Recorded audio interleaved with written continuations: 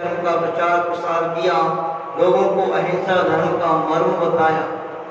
ऐसे ही इस भारत में जिस समय आप सभी जानते हो कि इस भारत में जिस समय हिंसा का वातावरण बना हुआ था, चारों ओर भरा भयावह वातावरण था, यह पूरा का पूरा भारत गुलाम था।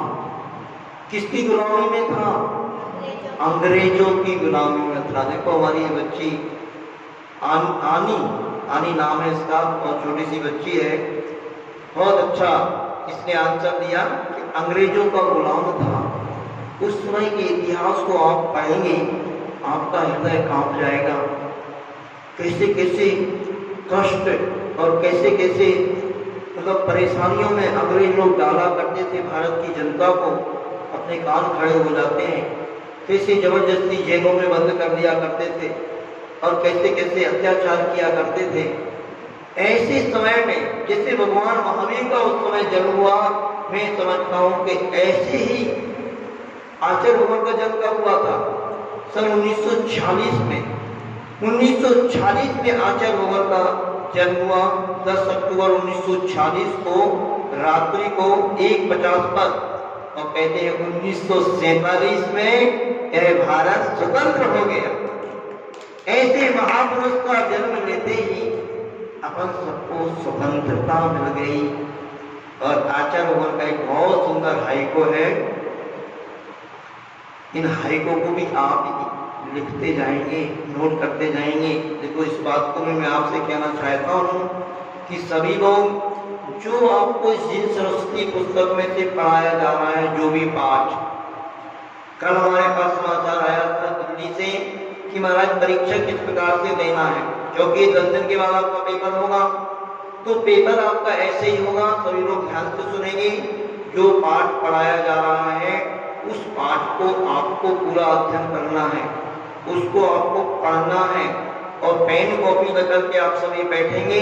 जो हम सुनाते हैं उसमें से भी कुछ क्वेश्चन आंसर आपके लिए आएंगे।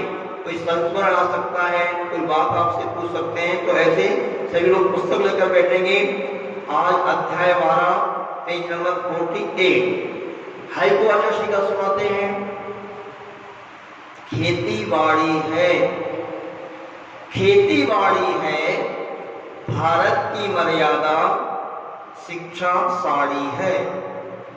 क्या है? तो है खेती बाड़ी है, 5 अक्षर, भारत की मर्यादा शिक्षा साड़ी है। भारत की मर्यादा में 7 अक्षर हो गए, शिक्षा साड़ी है ना? ये बहुत सुंदर हाइको है। और मुझे लग रहा है कि आचार्य भगवान का जन्म कहाँ हुआ था? आप सभी जानते हैं, सदलगा, जो कि कर्नाटक जिला बेलगांव में है। और उस भूमि का दर्शन करने का सौभाग्य मुझे भी प्राप्त हुआ जब मैं ब्रह्मचारी अवस्था में था। जहाँ आचार्य भगवान का घर था गृहस्थ अवस्था का, वहाँ पर कुछ दिल्ली के श्रावक श्रेष्ठों ने मिलकर के निर्णय लिया था, शायद श्री महावीर प्रसाद जी माचिस वाले एक कोई परिवार है दिल्ली में, और उनका जो ग्रुप होगा कि उस जहाँ पर ऐसे महापुरुष का जन्म हुआ हो, क्यों ना उसको अब तीर्थ का रूप दिया जाए। तो वहां पर जहाँ पर आचार्य भगवान का गृहस्थ का घर था, वहां पर एक मंदिर का निर्माण उन्होंने किया था, और बहुत सुंदर श्री शांतिनाथ भगवान का मंदिर वो बना था। उसका पंचकल्याणक होना था। उस पंचकल्याणक के निमित्त से मैं भी वहां पर गया था सदलगा में। मुझे भी वह अवसर प्राप्त हुआ उस सदलगा का दर्शन करने का, उस भूमि को स्पर्श करने का। और मैंने वहाँ की भूमि को देखा, उस गांव को देखा, और वहाँ के उस समय लोगों को देखा। वहाँ के लोग भी जैसे सदलगा का नाम सदलगा है ना, तो जैसे आचार्य भगवान को अपन देखते हैं तो उनके अंदर जिस प्रकार की सादगी, सरलता, निहिता, निडरता और गंभीरता दिखाई देती है, ऐसे ही वहाँ के सदलगा के लोग इतने सरल। उस पंचकल्याणक में, चूंकि आचार्य भगवान के गांव में पंचकल्याणक था और आचार्य भगवान का जहाँ पे घर था वहाँ मंदिर बन गया था, तो पूरे भारतवर्ष में से लोग गए थे। और वहाँ पर जाकर के हम 7-8 दिन रहे। पर देखा कितने सज्जन लोग हैं वहाँ के मुस्लिम समाज के लोगों ने भी अपने घर खाली कर दिए थे, निःशुल्क, कोई शुल्क नहीं, और सबके लिए बोला था आप यहाँ रुकिए, आप इतनी दूर दूर से आए हैं, और ऐसे करके इतनी सरलता उनके अंदर दिखी। ऐसे गांव का वातावरण बहुत बंधु सरल रहता है। आचार्य बाबू का जन्म गांव में हुआ, मेरा जन्म भी गांव में ही हुआ था, और मैंने गांव की सरलता को देखा है, वहाँ के लोगों के आपसी सौहार्द को देखा है, व्यवहार को देखा है कि एक दूसरे के प्रति वात्सल्य भाव, प्रेम भाव, एक दूसरे के प्रति सहयोग की भावना जो गांव में हुआ करती है वो आज शहर में देखने को नहीं मिलती। शहर में बिल्कुल स्वार्थी वातावरण है, हमें अपने से मतलब है और दूसरे से कोई मतलब नहीं है। तो शायद भाई को आचार्य भगवान ने उस गांव के वातावरण को देख करके, उस भारत की संस्कृति को देख करके लिखा होगा, क्या है हाई को, खेती बाड़ी है भारत की मर्यादा। इस भारत की मर्यादा क्या है? खेती बाड़ी करना, कृषि करना, ऐसे। और दूसरे चरण में क्या कहा? खेती बाड़ी है भारत की मर्यादा, शिक्षा साड़ी है। यानी इस भारत की मर्यादा शिक्षा है, जो एक बहुत अच्छी भारतीय संस्कृति के अनुसार जो शिक्षा पहले चला करती थी वह शिक्षा। और एक भारत का जो पहनावा हुआ करता था साड़ी, ये सारी की सारी पूरी संस्कृति को और पूरे भारत के वातावरण को आचार्य भगवान ने इस हाइको में दिया है। देखिए आज आचार्य श्री के बारे में आपको मैं कुछ अच्छी बातें सुना रहा हूँ। वैसे आप सभी लोग परिचित हैं। आचार्य विद्यासागर जी महाराज एक ऐसे आचार्य महाराज हैं, ध्यान रखना, एक ऐसे साधक हैं, ऐसी अद्भुत उनकी चर्या है और एक इतिहास जिन्होंने रचा है। एक श्लोक मैंने पढ़ा था पहले कभी, काले कालो चले चित्ते, काले कालो चले चित्ती देह चांदादि कीट के ईदर चित्रम इत्यादि जिन रूप धरा नरा। एक कलिकाल चल रहा है, कलयुग चल रहा है, कि पंचम काल चल रहा है। इस पंचम काल में क्या है, सब और वातावरण क्या है, आप सभी लोग प्राय दिल्ली वालों को तो ये मालूम ही है कि आपका जीवन या आपका 24 घंटे कैसे निकलता है।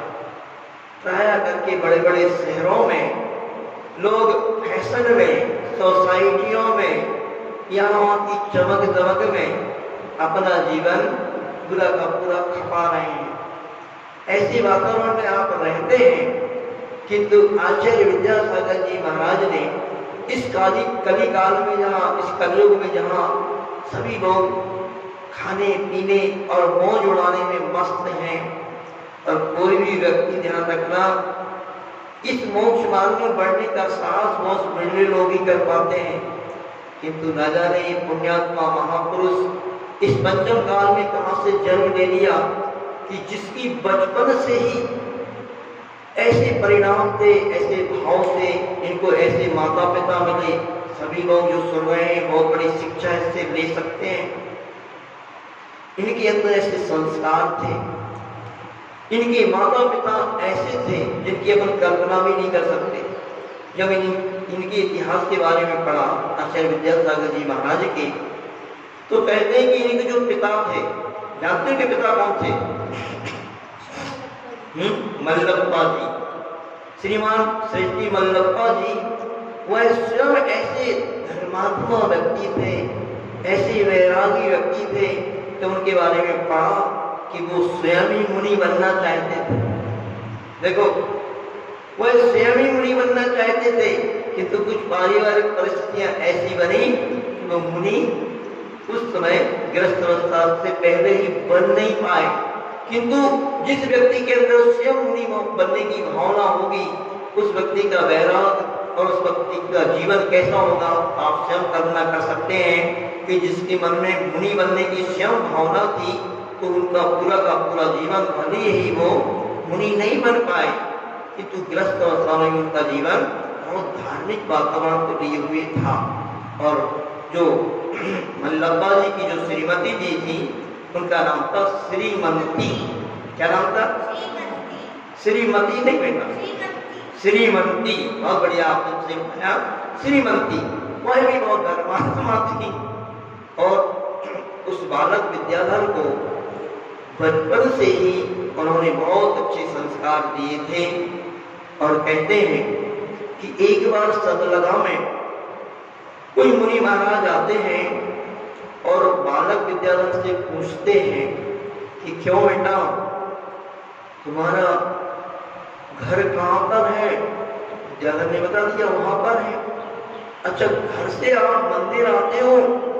क्योंकि सदलगा में मैंने जाकर के देखा बहुत सुंदर सुंदर मंदिर बने हुए हैं, 3-4 मंदिर वहां पर हैं और अद्भुत वहां के मंदिर की बनावट हुआ करती है। वहां मंदिर के सामने जो एक मानस स्तंभ होता है ना, अपनी यहाँ व्यवस्था नहीं है शायद, उस मानस स्तंभ में भी सीढ़ी लगी होती है और सीढ़ी से उस मानस स्तंभ के दर्शन करने के लिए जाया जाता है। ऐसे अद्भुत कलाकृति से वहां मंदिर बने हुए हैं। तो मुनि महाराज ने पूछा, क्यों विद्याधर? महाराज जी पूछने लगते हैं, नाम वगैरह पूछा, फिर पूछने लगे मुनि महाराज, क्यों विद्याधर, तुम्हारे घर से मंदिर कितना दूर है? मतलब घर से मंदिर आने में कितना टाइम लगता है? तो क्या बताया विद्याधर ने? क्या बताया? आप सभी जानते होंगे शायद। क्या बताया? आपसे पूछेंगे तो कोई बोलेगा 2 मिनट, 5 मिनट, 10 मिनट भी लग सकते हैं, 1 किलोमीटर, आधा किलोमीटर, ऐसे आप बताएंगे। किंतु विद्याधर ने क्या बताया? क्यों बच्चों?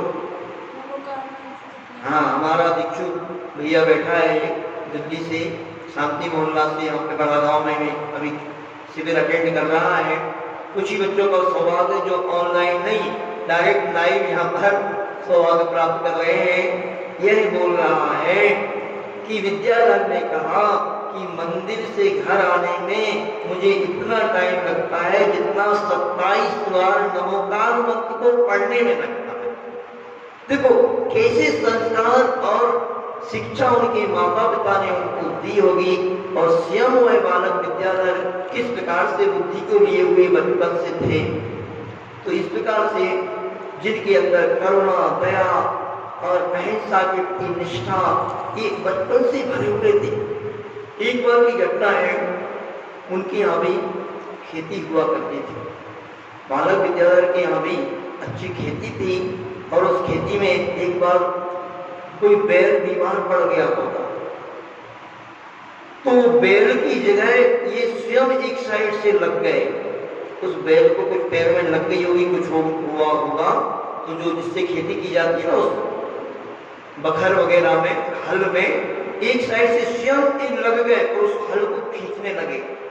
ऐसी करुणा और दया और अनुकंपा इन आचार्य गुरु विद्यासागर जी महाराज के जीवन में बचपन से ही भरी हुई थी कि जो आज अपन देख रहे हैं कि आचार्य गुरु के आशीर्वाद से लाखों पशुओं का पालन हो रहा है गौशालाओं में। ये करुणा और दया का परिणाम उनके अंदर बचपन से ही था। ऐसे आचार्य गुरु के जीवन को पढ़ने से अपन को मालूम पड़ता है कि कहते हैं भूत के लक्षण पालने में ये दिखाई दिया करते हैं। भूत कैसा है, लड़का कैसा है, इसके लक्षण पालने में ही दिखाई देने लगा किया करते हैं। तो यह उनके लक्षण बचपन से ही दिखाई देते थे और बचपन से ही वो बहुत धार्मिक रुचि के हुए थे कि आप लोग सब जानते हैं, सब आपने सुना है, कई पुस्तक भी निकली हुई है। मैं और ले चलता हूँ आपको आचार्य भगवान की उस तपस्या की ओर, उनकी पुण्य की ओर। क्योंकि प्रतिक्रमण पाठ में हम लोग एक श्लोक पढ़ते हैं, धम्मो मंगलम उत्तिष्ठम् अहिंसा संयमो देवा हि तस्य प्रणमन्ति यस्य धम्मे सयामः। इस श्लोक में कहा गया है कि देवता लोग भी वहां पर आकर के नतमस्तक हो जाया करते हैं। कहां पर? जिसके मन में अहिंसा और दया होती है, करुणा होती है, जो तपस्वी होते हैं, जो धर्म के अवतार होते हैं, ऐसे व्यक्तियों के अंदर जो करुणा होती है उसके प्रभाव से, जो तपस्या दया का भाव होता है उसके प्रभाव से देवता लोग भी इनके चरणों में आकर के नतमस्तक होते हैं। और आचार्य विद्यासागर जी महाराज के बारे में आप लोगों ने सुना हो, शायद इस संस्मरण पढ़ा हो कि आचार्य श्री की दीक्षा कहां पर हुई थी। आचार्य विद्यासागर जी महाराज की दीक्षा अजमेर राजस्थान में हुई थी। और आप सभी जानते हैं कि राजस्थान में सबसे अधिक गर्मी पड़ती है। और आचार्य श्री की दीक्षा कब हुई थी? आषाढ़ शुक्ला पंचमी को सन 1968 में इनकी दीक्षा हुई थी आचार्य भगवान की। और आषाढ़ का महीना जो हुआ करता है, वैशाख जेठ आषाढ़, यदि बारिश नहीं होती है तो भयंकर गर्मी उस समय हुआ करती है। और राजस्थान में तो गर्मी पड़ती ही है। उस समय बारिश नहीं हो रही थी और भीषण गर्मी का वातावरण था। किंतु ऐसे इस पंचम काल में जिन्होंने 22 वर्ष की युवा अवस्था में दीक्षा लेने का जिसने भाव बनाया हो और ऐसी तरुण अवस्था में, जवान अवस्था में इतना कठिन परिश्रम को करने का मन जिन्होंने बनाया हो बंधुओं, तो ऐसे पढ़ते हैं अपन इस घटना को, संस्मरण को सुनते हैं कि जैसे ही, क्योंकि आचार्य श्री की दीक्षा का प्रचार प्रसार भी बहुत दिन से हो रहा था। और मुझे लगता है कि आचार्य गुरुवर की दीक्षा की तैयारी और दीक्षा जिस ढंग से हुई थी, मुझे लगता है कि ऐसी दीक्षा और इस प्रकार का वातावरण पंचम काल में मुझे आज तक देखने को नहीं आया, न सुनने को आया। क्योंकि आचार्य श्री की दीक्षा कम से कम एक हफ्ते पहले से, जैसे आपकी शादियों की तैयारी चलती ना, ऐसी मुझे तो लगता है किसी की शादी में भी एक हफ्ते को इस प्रकार की बिनौली नहीं निकलती।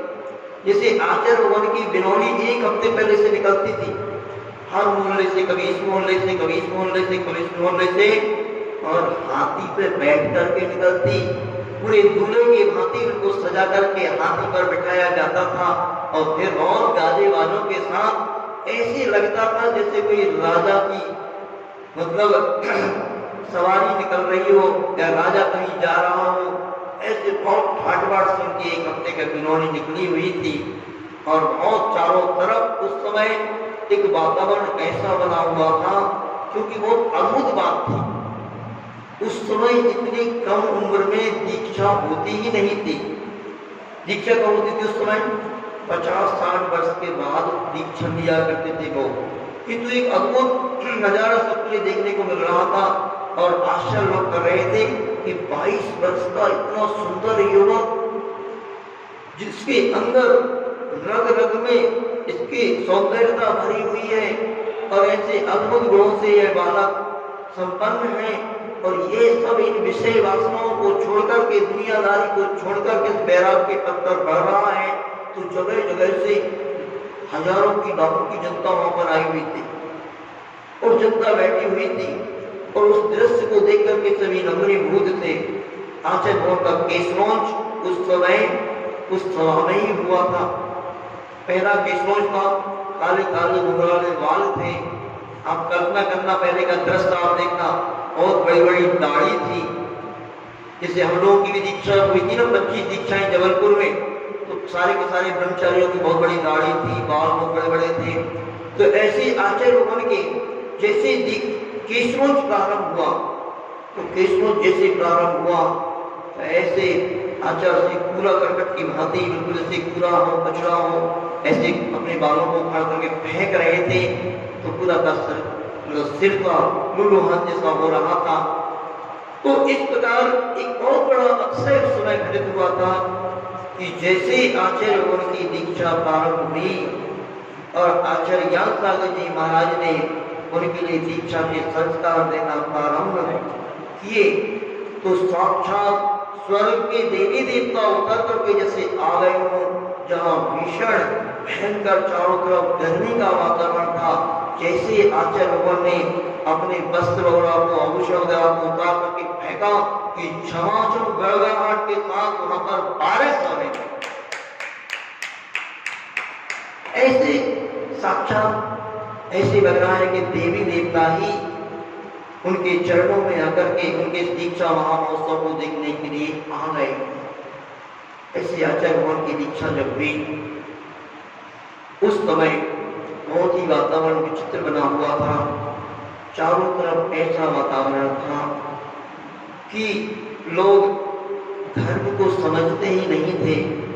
उस समय जो मुनि महाराज भी होते थे, मैंने आपको बताया ही है कि बूढ़े वाले लोग मुनि महाराज बना करते थे और उनको उनकी भी जो चर्या थी वो शिथिलता को लिए हुआ करती थी, ऐसी चर्या थी। किंतु जो विद्वान लोग थे उनको भी विश्वास जैसा नहीं होता था कि इस पंचम काल में मुनि महाराज इस प्रकार की चर्या को पालन कर रहे हैं। मुझे लगता है कि जैसे शास्त्रों में लिखा है कि इस पंचम काल में ये धर्म बहुत अधिक नहीं रहेगा, मुनि महाराज भी ज्यादा बहुत पंचम काल में अच्छी चर्या करने वाले नहीं रहेंगे, कृपया करके ये दुर्लभता रहेगी इस चीज की। तो ऐसे जब आचार्य ने दीक्षा ली और दीक्षा लेने के बाद आचार्य भगवान अजमेर में ही शायद विराजमान थे, वहां किशनगढ़ के एक पंडित जी थे, मूलचंद जी लोहाड़िया जी। मूलचंद जी लोहाड़िया जी एक अच्छे विद्वान थे। उन्होंने एक पंडित जी जो बहुत अच्छे विद्वान थे उस समय के और बहुत शास्त्र पारंगत थे, न्याय के व्याकरण के विद्वान थे, पंडित कैलाश चंद जी शास्त्री जी उनका नाम था। उन पंडित जी ने शास्त्री जी कैलाश चंद जी को वहां से समाचार दिया पत्र वगैरह के माध्यम से कि पंडित जी आप यहाँ पर आए, यहाँ पर एक अद्भुत नजारा आपको देखने को मिलेगा और एक बहुत ही अच्छे साधक यहाँ पर मुनि महाराज बने हैं, उनके दर्शन करने के लिए आप आए। तो कहा करते थे, पंडित जी क्या बात करते हो आप, इस पंचम काल में मुझे तो कोई साधु अच्छी चर्या वाला दिखता ही नहीं, मेरा तो साधुओं की चर्या से पूरा विश्वास ही उड़ गया है और मुझे तो अच्छा नहीं लगता है इस प्रकार का वातावरण इस समय चल रहा है। मूलचंद जी लोहाड़िया साहब ने कहा, अरे पंडित जी, शास्त्री जी आप एक दिन को तो यहाँ आइए। और उनकी बार बार निवेदन करने पर जब वह पंडित कैलाश जी शास्त्री वहां पर पहुंचे जहां पर आचार्य मुनि विद्यासागर जी महाराज बैठे हुए थे, जाकर के वो देखते हैं कि एक कोई मुनि महाराज बिल्कुल युवा अवस्था में है और वह स्वाध्याय करने के लिए बैठे हैं और इस प्रकार से वो अपनी दृष्टि नीचे किए हुए स्वाध्याय करने में संलग्न थे कि वो पंडित जी जाकर के लगभग जब तक आचार्य स्वाध्याय करते रहे 1 घंटे तक बैठे रहे, पूरी भूमि बैठे रहे और आचार्य ने ऐसी दृष्टि भी ऊपर करके नहीं देखा कि कौन आया है, कौन आ रहा है, कौन जा रहा है। आचार्य भगवान की वह चर्या उन्होंने देखी पंडित जी ने। तो जो पंडित जी दर्शन करने के लिए नहीं जा रहे थे और जिनको विश्वास नहीं था कि ऐसे इस समय पंचम काल में मुनिचर्या का ऐसा पालन हो सकता है, ऐसा कोई साधक आज वर्तमान में हो सकता है, पर पंडित जी जो 1 घंटे के लिए भी नहीं जा रहे थे, 1 दिन के लिए भी नहीं जा रहे थे वहां पर, वह पंडित जी आचार्य भगवान की उस चर्या से ऐसे प्रभावित हुए कि 1 हफ्ते तक वहां पर रहकर उन्होंने आचार्य भगवान के चरण सानिध्य में रह करके और उनका धर्म ध्यान के साथ में किया और उनकी चर्या को जब उन्होंने देखा कि आचार्य जी कैसे स्वाध्याय करते हैं, कैसे सामायिक करते हैं, कैसे आहार करते हैं, अद्भुत उन आचार्य उनकी चर्या को जब उन्होंने देखा तो उन्होंने एक संस्मरण निकाला था, शायद इस संस्कार सागर कोई पुस्तक निकलती थी उसमें निकला था ये संस्मरण, एक नए नक्षत्र का उदय, उसका शीर्षक था नए नक्षत्र का उदय। वो संस्मरण कभी आपको मिल जाए तो आप लोग पढ़ना, उसमें उन्होंने पूरा आचार्य के बारे में लिखा कि मैं तो यही समझता था, मेरा तो विश्वास हो गया था कि इस पंचम काल में शायद कोई अब इस प्रकार की महावीर भगवान के समान चर्या करने वाला कोई साधक अब होगा कि नहीं होगा। तो ऐसे अद्भुत चर्या के धनी मुनि विद्यासागर जी महाराज बचपन शुरुआत से ही थे और उस समय हम लोग जब अजमेर में पहुंचते हैं और अजमेर में जाकर के हम लोगों ने स्वयं देखा और वहाँ के लोगों ने बताया कि वहाँ पर कुछ छतरियाँ बनी हुई थी पुरानी। जब अजमेर उस समय शहर बहुत दूर होगा, 2-3 किलोमीटर दूर होगा, वो छतरी में जाकर बनी थी वो वहाँ का स्थान, कि उस समय आचार्य मुनि विद्यासागर जी महाराज ने, उस समय आचार्य नहीं थे ध्यान रखना, और उन्होंने ऐसी अद्भुत चर्या की है, ऐसी अद्भुत साधना की है वहाँ पर अजमेर के पास जो छतरियाँ बनी होती थी, कि वहाँ पर 2-2, 4-4, 6-6 घंटे तक ऐसे सामायिक में खड़े रहते थे। आचार्य से पैर हरे नीले पड़ जाते थे, किंतु आचार्य वहाँ खड़े रहते थे। आचार्य भगवान सिर्फ आहार चर्या के लिए अजमेर शहर में आते थे, बाकी के समय वहीं चले जाते थे और अपने साधना में लीन रहते थे। ऐसे ही कई जगह आचार्य भगवान ने बहुत बड़ी बड़ी साधनाएं की। केकड़ी है कि राजस्थान में केकड़ी, हम लोग केकड़ी भी जब पहुंचे, जब एमपी से राजस्थान की ओर आए, हम लोग इधर दिल्ली की ओर आ रहे थे, तो वहां पर एक बघेरा गांव पड़ता है, बहुत सुंदर एक जिनालय बना हुआ है वहां पर। उस बघेरा गांव के पास में ही एक पहाड़ी बनी हुई है, उस पहाड़ी पर एक गुफा टाइप की बनी हुई है। वहां के लोगों ने बताया कि उस गुफा में मुनि विद्यासागर जी महाराज चले जाते थे और रात रात भर भी वहां बने रहते थे, प्रायः उस गुफा में ही ध्यान करते थे। ऐसी अद्भुत चर्या को आचार्य लोगों ने किया है। और एक बहुत अच्छी बात मैं आपको बताना चाहूंगा कि आचार्य विद्यासागर जी महाराज ऐसे आचार्य महाराज हैं कि जो कभी ध्यान रखना आचार्य बनना ही नहीं चाहते थे। वह संस्मरण आप लोगों ने सुना होगा कि आचार्य ज्ञान सागर जी महाराज ने शायद उनके अंदर कुछ ऐसा देखा होगा उनके, क्योंकि आचार्य ज्ञान सागर जी महाराज जो आचार्य महाराज थे वो महान विद्वान थे। बनारस में उनकी सारी की सारी शिक्षा हुई थी। कई वर्षों तक बनारस में रह करके उन्होंने सारा कुछ न्याय, व्याकरण, ज्योतिष, स्वर विज्ञान वगैरह बहुत अच्छे से सीखा था। तो आचार्य श्री के उस रूप को देख करके और उनकी चर्या को देख करके शायद जैसे उन्होंने उनका भाग्य पूरा पढ़ लिया हो, तो आचार्य ज्ञान सागर जी महाराज ने जबरदस्ती इनको आचार्य बनाया था। ध्यान रखें, मुनि विद्यासागर जी महाराज कभी आचार्य बनना नहीं चाहते थे, उनके अंदर आचार्य बनने की कोई ललक नहीं थी और वह तो मुनि बनकर के ही साधना करना चाहते थे। और उन्होंने जो आचार्य ज्ञान सागर जी महाराज के पास शुरुआत में प्रारंभिक अवस्था से जो साधना की थी, उनके अंदर अध्यात्म के रग रग में भरा हुआ था और मात्र मुनि बन के ही साधना करने की उनकी भावना थी।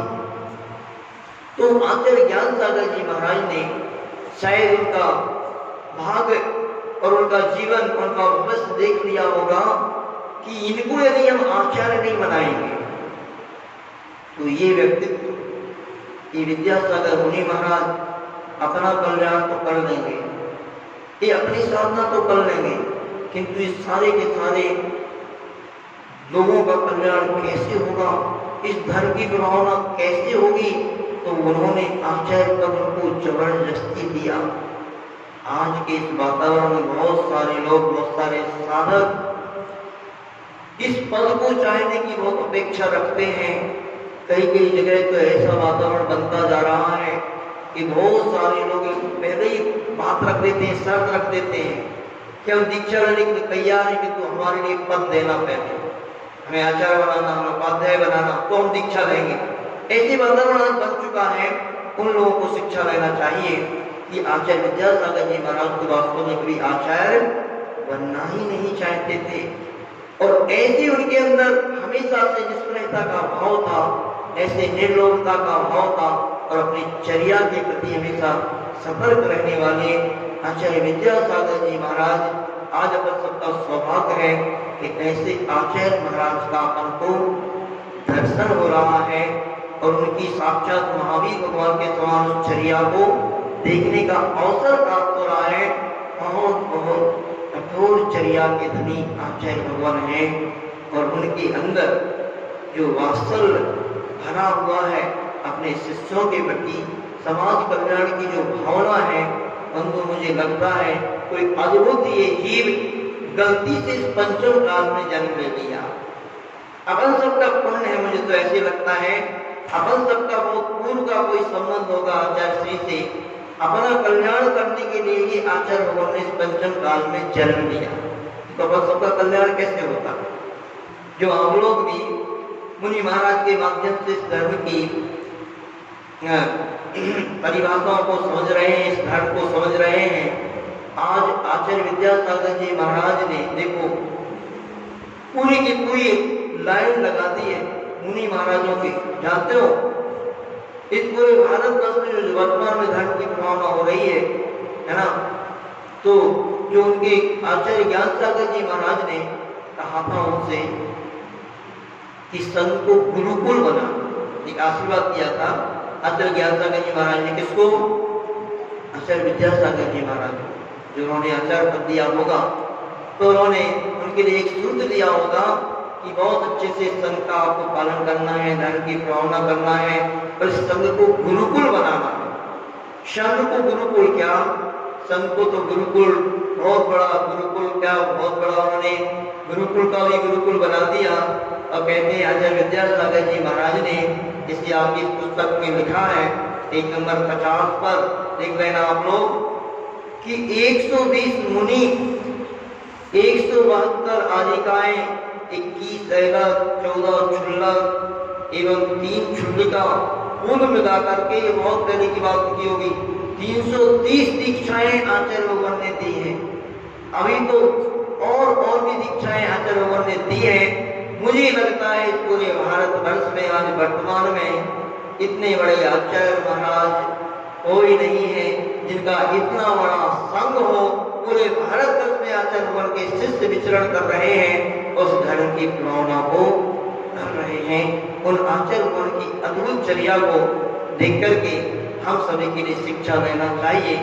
एक बहुत अच्छा संस्मरण मुझे याद आ रहा है आचार्य भगवान का। हम सभी 25 मुनि महाराज की दीक्षा आप सभी को मालूम है कि 2004 में जबलपुर में हुई थी। वीर सागर जी इत्यादि जो 25 मुनि महाराजों की दीक्षा वहां पर हुई थी, तो हम सभी मुनि महाराज चातुर्मास के बाद वहीं पास में ही जबलपुर के पास एक स्थान था पनागर, वहां पर हम लोग आते हैं। उस समय शीतकालीन चल रहा था, सर्दी का वातावरण था। संग में एक मुनि महाराज है, मुनि श्री विशद सागर जी महाराज, हमसे विशिष्ट मुनि महाराज थे। उन मुनि महाराज का थोड़ा थोड़ा स्वास्थ्य वहां पर ढीला हो गया, उनको बहुत खांसी वगैरह चल रही थी। एक रात्रि में तो उनको बहुत अधिक खांसी चल रही थी। तो देखो आचार्य भगवान के हृदय में कैसी करुणा अपने शिष्यों के प्रति रहती है, कैसे वात्सल्य रहता है आचार्य भगवान के पास। आज ये बात वात्सल्य की भावना और ये आपस में ये गृहस्थ लोगों के पास से तो समाप्त जैसी होती जा रही है। आप लोगों के घर में भी ऐसी इस प्रकार का वात्सल्य की भावना आपको शायद देखने को नहीं मिलती होगी, क्योंकि वातावरण ऐसे ही चल रहा है। आज दो भाई आपस में नहीं रह पा रहे साथ में, सास की और बहू की आपस में नहीं पट पा रही है, और एक दूसरे को देखना भी नहीं चाहते हैं। कई घरों में तो ऐसा वातावरण बनता जा रहा है कि सास ससुर अलग रह रहे हैं, बेचारे बुजुर्ग हैं, 70, 80 साल के हैं, वो अपनी रोटी अलग बना रहे हैं, और बेटे हैं बहू हैं वो अलग रह रहे हैं। ऐसा वातावरण घरों में बन रहा है। किंतु आचार्य भगवान को देखो और इनके इस संस्मरण को देख करके समझो कि जो घर के बुजुर्ग रहते हैं, घर के बड़े रहते हैं, बड़े लोगों का भी छोटों के प्रति वात्सल्य कैसा होता है। जब कहीं व्यवस्था चलती है, जब कहीं घर चलता है, जब कहीं संघ चलता है, ऐसे करुणा के भंडार आचार्य भगवान एक दिन आते हैं मुनि महाराज के पास, मुंशी विशद सागर जी महाराज के पास। आचार्य भगवान ने स्वयं अभी के दीक्षित मुनि महाराज से ध्यान रखा, अभी 2 महीने हुए दीक्षा हो गए थे। ऐसे जिन मुनि महाराज को स्वयं ने दीक्षा दी हो, ऐसे आचार्य महाराज ने स्वयं आकर के अमृत धारा मंगा करके, अमृत धारा का नाम सुना आपने? आचार्य श्री को बहुत बड़ा, आचार्य श्री का एक औषधि है अमृत धारा। उस अमृत धारा को मंगा करके आचार्य भगवान ने थोड़ा सा पानी मिला करके और उन्हीं नौ दीक्षित मुनि महाराज की लगभग आधा घंटे तक रीढ़ की हड्डी की उन्होंने भैयावृत्ति की। वो मुनि महाराज गदगद हो गए और हम लोग भी सभी गदगद हो गए। इतने बड़े आचार्य महाराज ऐसे छोटे से महाराज की भी भैयावृत्ति कर सकते हैं। ये कहलाती है वात्सल्य की भावना, करुणा की भावना। इतनी निरहीता आचार्य के पास है। एक घटना मैं आपको सुनाना चाहूंगा। ये घटना उस समय की है, सीख लो आप थोड़ा सा, इससे आपको बहुत बड़ी शिक्षा मिलेगी कि आचार्य कितनी सरल है, कितनी सहजता उनके अंदर है। उस समय हम ब्रह्मचारी थे। आज मैं आपको कुछ ऐसी बातें बताना चाहूंगा कि आचार्य के जीवन चरित्र को सुनकर के आप कुछ अपने जीवन में भी इन बातों को उतार सकें और अपने जीवन का कल्याण कर सकें सभी लोग। ये भोपाल की घटना है। उस समय में ब्रह्मचारी था, दीक्षा नहीं हुई थी और हम आचार्य भगवान भोपाल में थे। तो वहाँ भोपाल पहुँचते हैं। उस समय शायद वहाँ पर पंचकल्याण चल रहा था और आचार्य से एकदम प्रवचन करके आते हैं और आचार्य से ऊपर छत पर पहुँच गए। मैं भी नया नया था। मैंने सोचा कि आचार्य को कहीं से कोई पाटा वगैरह लेके आए, कुछ बैठने के लिए कुछ लेके आए। और इतने बड़े आचार्य महाराज हैं और आचार्य ने कुछ नहीं, ये नहीं देखा कि इस जमीन पे मैं कैसे बैठूं या कुछ मुझे कोई पाटा ला कर दे या कुछ करे। ऐसे सहज भाव से आचार्य जमीन में ही बैठ गए। देखो कितनी सहजता है। एक बालक की भांति यानी कहते जो मुनि महाराज होते हैं और ये बिल्कुल ऐसे जमीन में आकर पर बैठ गए और वहीं बैठ गए। वहीं पर जाकर मैंने अच्छे से दर्शन किया और उस दृश्य को देखा कि मैं गदगद हो गया। कितनी निरहीता और सरलता इन आचार्य भगवान के पास है। ऐसी सरलता, निरहीता और चर्या के प्रति कठोरता जब होती है जिसके पास, तो ध्यान रखना ऐसे ही साधुओं के पास, ऐसे ही संतों के पास, ऐसे ही भगवंतों के पास साक्षात देवी देवता भी उनके चरणों में आ जाया करते हैं। ध्यान रखना। ऐसी ये घटना और बहुत ही मजेदार है, बहुत ही अच्छी है। आपको बहुत बड़ी शिक्षा मिलेगी इससे। इस संस्मरण बहुत गजब का है। कुंडलपुर का एक संस्मरण है। कुंडलपुर में देखो हम लोग की सर्दी पनागर में व्यतीत हुई। उसके बाद आचार्य भगवान विहार करते हुए कुंडलपुर आए, जहाँ पर सबसे अधिक गर्मी पड़ती है। और ऐसे अपने शिष्यों को भी आचार्य भगवान हमेशा चर्या में हुए निष्ठावान हो जाए और चर्या सीख जाए। ऐसे करके आचार्य भगवान अपने शिष्यों को भी प्रारंभिक अवस्था से ही बहुत कठोर साधना कराते हैं। और हम सभी लोग कुंडलपुर पहुंचते हैं। किंतु कुंडलपुर में आप सभी लोग गए हो यदि तो आपने देखा होगा, कुंडलपुर एक बहुत सुंदर क्षेत्र है। कई जिनालय वहाँ पर बने हुए हैं। किंतु जो नीचे का प्रांगण है, वहाँ पर जो मंदिर बने हुए हैं, उन मंदिरों में बहुत सारी मधुमक्खियां लगी होती हैं। गए कभी आप लोग? मधुमक्खियों के बहुत सारे छत्ते लगे रहते हैं। तो एक बार की बात है कि आचार्य भगवान बाहर चर्या के लिए निकल रहे थे। सभी संघ भी वहीं से निकलता था। तो आचार्य जी तो आचार्य के लिए निकल गए, बाकी सभी मुनि महाराज वहां पर भगवान की वंदना कर रहे थे। अचानक वहां पर एक घटना घटती है कि वो मधुमक्खियां जो लगी हुई थी, वो मधुमक्खियां सारी की सारी उन छत्तों में से निकल करके यहाँ वहां दौड़ने लगी और धीरे धीरे वो मधुमक्खियां मुनि महाराज के पास भी आने लगी और धीरे धीरे करके तो वो पूरे में फैल गई मधुमक्खियां। तो कुछ मुनि महाराज तो यहाँ वहां दर्शन कर रहे थे। एक मुनि महाराज थे धीर सागर जी महाराज। धीर सागर जी महाराज का नाम ही बता रहा है। धीर उसे कहते हैं, शास्त्रों में परिभाषा आती है, जो उपसर्ग और परिश्रमों को सहन करने वाले हुआ करते हैं, वो धीर कहलाते हैं। तो अद्भुत इस सार्थक नाम को धारण करने वाले थे धीर सागर जी महाराज। जैसे वो मक्खियां उनके पास आई, 10 मक्खियां आई, किंतु वो कायस्थ मुद्रा में खड़े हो गए, ध्यान करने लगे। तो शायद ध्यान ही कर ही रहे थे, कायस्थ कर रहे हुए मक्खियां बहुत सारी उनके ऊपर आकर के झूम गई। तो कहते हैं 100, 200, 50, हजारों मक्खियां उनके पूरे शरीर में चिपक और मुनि महाराज से खड़े ध्यान मुद्रा में। यह दृश्य देख करके वहां पर अद्भुत, मतलब सारे लोग डर गए, भयभीत हो गए।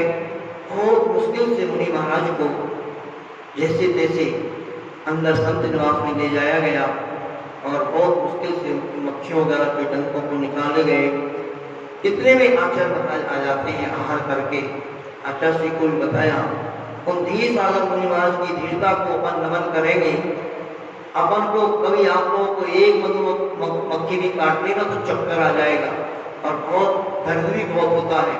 इतनी मधुमक्खियों के झूमने पर भी, काटने पर भी उन मुनि महाराज के मुख से जरा सी भी चीख नहीं निकल रही थी। बस ओम ओम ओम, बस ओम नमो निरंतरम, इस प्रकार से वो बोल रहे थे। आचार्य महाराज को जब ये बात बताई गई, आचार्य महाराज आते हैं। अभी अभी विशाल सागर जी महाराज भी इस संस्करण के बारे में चर्चा कर रहे थे। उन्होंने बताया कि मैं उस समय वहीं पर था और आचार्य जी ने कहा, सब लोगों को पहले ही मना कर दिया था अंदर कोई नहीं आना। और महाराज जी ने जाकर के आचार्य जी ने कहा चंदन का तेल लाओ। चंदन का तेल मंगाया, क्योंकि आचार्य बहुत अनुभवी हैं। आप जानते हो कि आचार्य भवन ने, आचार्य महाराज के गुरु महाराज कौन थे? आचार्य ज्ञान सागर जी महाराज। वो कितने वर्ष के थे? वो 80 वर्ष के थे। और 80 वर्ष का अनुभव भी आचार्य महाराज को और आचार्य ज्ञान सागर जी महाराज ने भक्ति में पिलाया था। और आचार्य महाराज तो स्वयं ही अपने आप में बहुत बड़े अनुभवी थे, बहुत बड़े डॉक्टर थे। तुरंत उन्होंने चंदन का तेल मंगाया और पूरा शरीर में जो डंक लगे हुए थे और आंखों में सूजन वगैरह आ गई थी, आचार्य महाराज ने अपने हाथ से उन डंक जहां पर लगे हुए थे वहां चंदन का तेल लगाया और आंखों पे चंदन का तेल लगाया। और बस नजरे आचार्य भवन के हाथों में क्या जादू है, क्या वास्तव में जो अपन पढ़ते हैं ना कि वृत्तिधारी मुनि महाराज होते हैं, जिनके हाथों का स्पर्श करने से ही, उनके शरीर के स्पर्श मात्र से ही हवा भी यदि किसी को लग जाए तो वो व्यक्ति स्वस्थ हो जाता है। और ऐसा चमत्कार हुआ कि आचार्य महाराज के स्पर्श करते ही वो चंदन का तेल लगाते हुए जो बहुत भयंकर पीड़ा मुनि महाराज को शायद हो रही होगी, किंतु वो सहन कर रहे थे उसको, थोड़ी ही देर में मुनि महाराज धीर सागर जी महाराज को बहुत राहत मिल गई। और फिर मुनि महाराज को बाद में दोपहर में आहारचर्या पर भी उठा दिया गया। इस घटना से आपको ये सीखना है कि इतने बड़े आचार्य महाराज का अपने शिष्यों के प्रति वात्सल्य कितना है, कैसे उनका संग इतना बड़ा हुआ है। ऐसे ही आचार्य गुरु विद्यासागर जी महाराज के पास लोगों की लहर नहीं लगती, ध्यान रखना। दूसरे आचार्य संघों में और दूसरे महाराजों के पास तो लोग ढूंढे ढूंढे नहीं मिलते हैं और कहते खोजने से भी नहीं मिलते हैं, पर आचार्य विद्यासागर जी महाराज के पास आज भी लहर लगी है। उनके वास्तव को देख करके, उनकी चर्या को देख करके, उनकी सहजता को, रहता को देख करके ही लोग उनके पास पहुंचते हैं और उनसे दीक्षा के लिए लालायित रहते हैं। अभी आज वर्तमान में जी आचार्य विद्यासागर जी महाराज मुनि दीक्षा देने का मन बनाए तो 108 दीक्षाएं एक साथ दे सकते हैं। कम से कम 100, 200, 500 ब्रह्मचारी अभी लाइन में है दीक्षा लेने के लिए, ऐसे लाइन लगाए हुए हैं, लालायित हैं। ऐसे आचार्य भवन की अद्भुत चर्या है। अपन सबका सौभाग्य है कि ऐसे आचार्य भवन अपन को मिले हैं। ऐसे आचार्य भवन को आप लोगों ने दर्शन किए, सभी लोगों ने ऐसे आचार्य भवन के दर्शन आपने किए हैं, किंतु मैं समझ रहा हूं कि ऐसे अद्भुत आचार्य महाराज जिनके चरणों के स्पर्श से मैंने देखा है बुंदेलखंड का वह दृश्य। जिस गांव में आचार्य भगवान जाते हैं, जब हमने भी शुरुआत में उन्होंने दीक्षा ली तो वो दृश्य देखा, क्योंकि ये दृश्य कभी देखा नहीं था कि जिस गांव में आचार्य भगवान जाते हैं, चाहे जैन हो चाहे नॉन जैन हो, ऐसे लगता है कि साक्षात भगवान ही उस नगर में, उस गांव में पधार रहे हो। सारे के सारे लोग जैन नॉन जैन सभी हाथ जोड़ करके खड़े होते हैं। और एक बार वो अद्भुत दृश्य देखा कि एक बार सागर के पास शायद एक पथरिया ग्राम है। आया करके तो ऐसा होता है कि गांव में कहीं आजू बाजू से रास्ता होता है तो वहां से भी निकल जाते हैं, किंतु एक बार उस गांव में से बिल्कुल बीच में से निकलना हुआ और थोड़ी ही दूर पर पथरिया के पास में ही वो गांव था और लोगों को शायद मालूम पड़ गया होगा कि आचार्य श्री यहाँ से आने वाले हैं। तो जैसी तैयारी और जैसी आगवानी शायद जैनी लोग नहीं करेंगे कभी, और जैनी लोग शायद ऐसी आगवानी ना कर पाए, और इतनी अंदर से आचार्य भगवान के प्रति श्रद्धा और भक्ति शायद आपके अंदर ना हो। उस गांव में हमने देखा कि जितने भी परिवार थे उस गांव में, बहुत सारे लोगों पे गायें भैंसें वगैरह दिख रही थी, और ऐसे गायों भैंसों को पालन करने वाले जो भी यादव वगैरह हो सकते हैं वो लोग, उस गांव के हर व्यक्ति के सामने, घर के सामने रंगोली बनी हुई थी।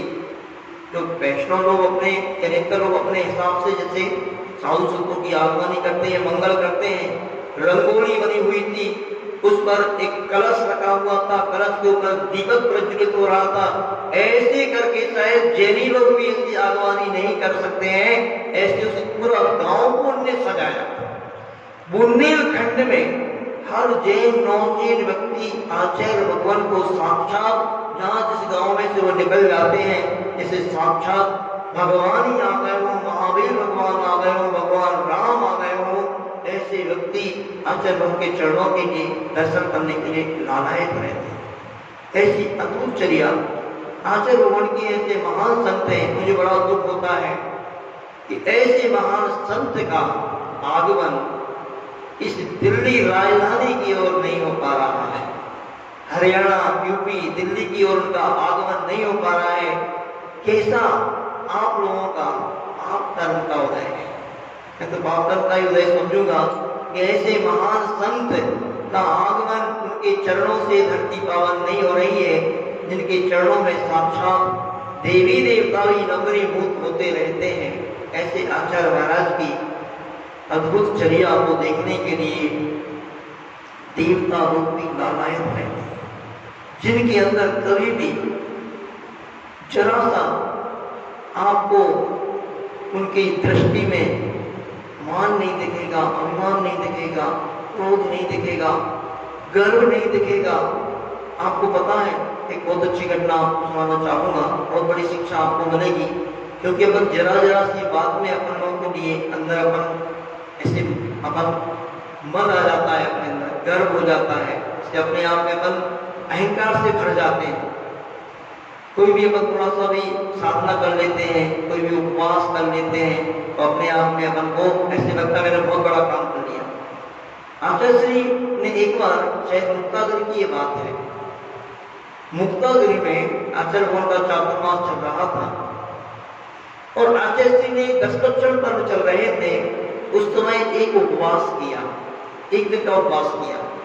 अब दूसरे दिन आहारचर्या में निकलना था, किंतु आचार्य श्री ने फिर उपवास कर लिया। ऐसे करके 3-4 उपवास आचार्य श्री ने कर लिए। 4-5 उपवास होने के बाद सब लोगों ने शायद ये समझा कि अब तो आचार्य श्री शायद 10 उपवास करेंगे। कितने करेंगे? अब 5, 6, 7 उपवास हो गए, 8 उपवास हो गए। उसके बाद तो सब लोगों ने ये धारणा बना ही दी थी कि आचार्य श्री अब पूरे के पूरे 10 उपवास करेंगे। क्योंकि 10 लक्षण पर्व वगैरह में हमने देखा है बहुत सारे लोगों को जो 7-8 तक पहुंच जाए तो 1-2 उपवास को खींच भी देते हैं, क्योंकि आपको रिकॉर्ड बनने का मौका मिल रहा है, शतक बनाने का मौका मिल रहा है, तो 10 उपवास कर लिए जाए, थोड़ा कष्ट भी हो तो सहन कर लें। किंतु आचार्य श्री ने जब 9वां उपवास किया है ना, 9 उपवास आचार्य श्री के हो गए। अब सभी के मन में यही था कि आचार्य श्री शायद 10वां उपवास भी करेंगे हम लोग हो गए तो, क्योंकि प्राय करके ऐसे होता है, जिस व्यक्ति ने 9 उपवास कर लिए हो और हमको 10वां उपवास करने से चूकेगा क्या भाई? लिस्ट में तो नाम अपना आएगा ही। प्रदूषण पर्व में 10 उपवास की लिस्ट बनेगी, इन लोगों ने 10 उपवास किए हैं, उनका बहुमान किया जाएगा, उनका सम्मान किया जाएगा, उससे तो क्यों चूके?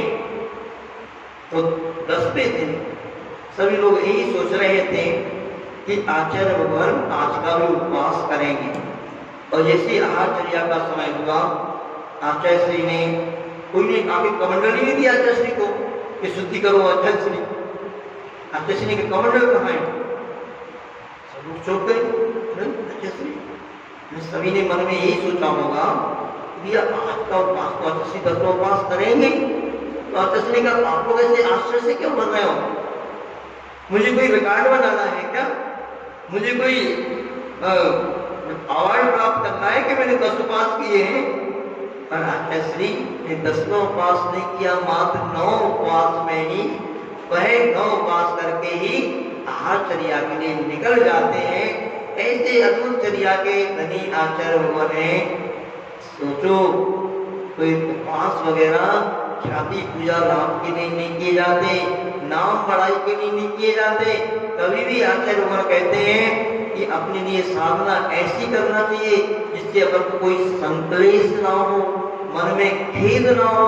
कभी भी रिकॉर्ड बनाने के लिए कोई साधना में नहीं करना चाहिए। समय आपका हो गया आचार्य भगवान के बारे में, तो मुझे लगता है आपको कितना ही सुनाते जाओ और हम कितना ही आपको सुनाते जाएं तो अपन कभी थकेंगे नहीं। आज कुछ भी मैं आपको नहीं सुना पाया, मैंने बहुत सोचा था बहुत सुनाऊंगा आपके लिए, किंतु आपको अपना पूरा पाठ पढ़ना है। ध्यान ये पूरा का पूरा आचार्य विद्यासागर जी महाराज वाला पाठ सभी के लिए पढ़ना है। जितने पाठ अभी तक हो चुके हैं उन सभी पाठों को अध्यायों को आपको अध्ययन करना है। आपकी परीक्षा जो होगी वो इन्हीं पाठों के अंतर्गत होगी। और कहां से किस पाठ में से क्वेश्चन आएगा ये भी नहीं कह सकते हैं, क्योंकि मैंने सोचा है ऑब्जेक्टिव रूप में ही आपकी विकल्प वाली परीक्षा ही लेंगे। इसमें से कहीं से भी कुछ भी पूछा जा सकता है आपसे, इसलिए पूरे के पूरे पाठ को आपको अच्छे से पढ़ना है। ठीक 4:30 बज गए, समय हो गया, ठीक है। आज कल्याण मंदिर श्लोक का एक श्लोक पढ़ाते हैं, पुस्तक हाँ सभी लोग कल्याण मंदिर निकाल लेंगे। विद्योदय संस्कार पुस्तक में बहुत अच्छी सरलता से दिया है इस कल्याण मंदिर श्लोक को। आप लोग इसको याद भी करते जाएंगे।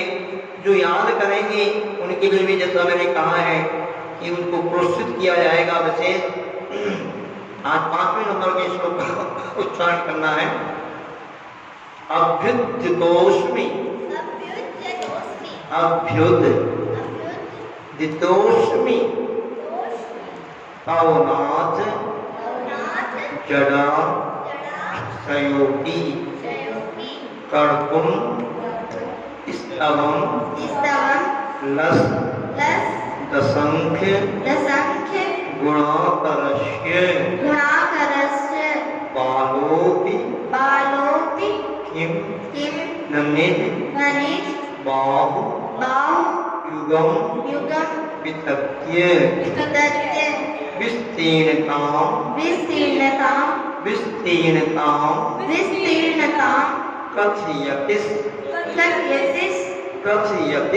कथयतिस स्वधियांबु रासे अभ्युदितोऽस्मि पवनाथ जडाशयोऽपि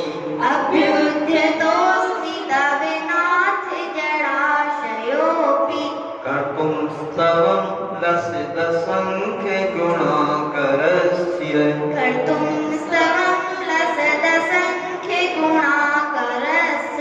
बालोऽपि किं न निज बाहुयुगं वितत्य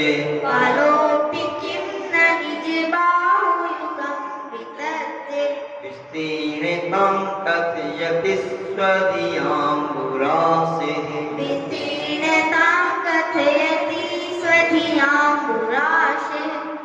हाँ, अब नवाज पढ़े बाबा की जाप देंगे।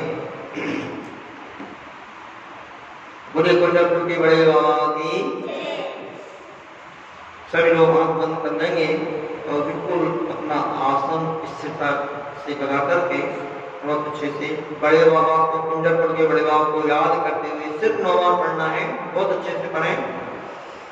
ओम ह्रीं श्रीं क्लीं ऐं बड़े बाबा नमः। ओम ह्रीं श्रीं क्लीं ऐं बड़े बाबा नमः। ओम ह्रीं श्रीं क्लीं ऐं बड़े बाबा नमः। ओम ह्रीं श्रीं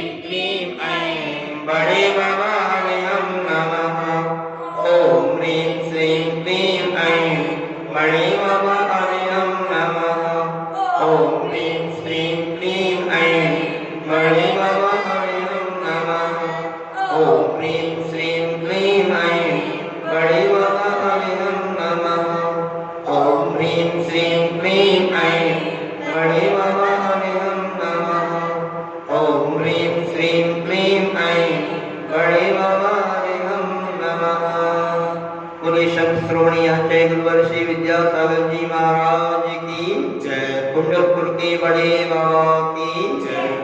गणपति श्री धवल सागर जी महाराज की जय। नवानुपम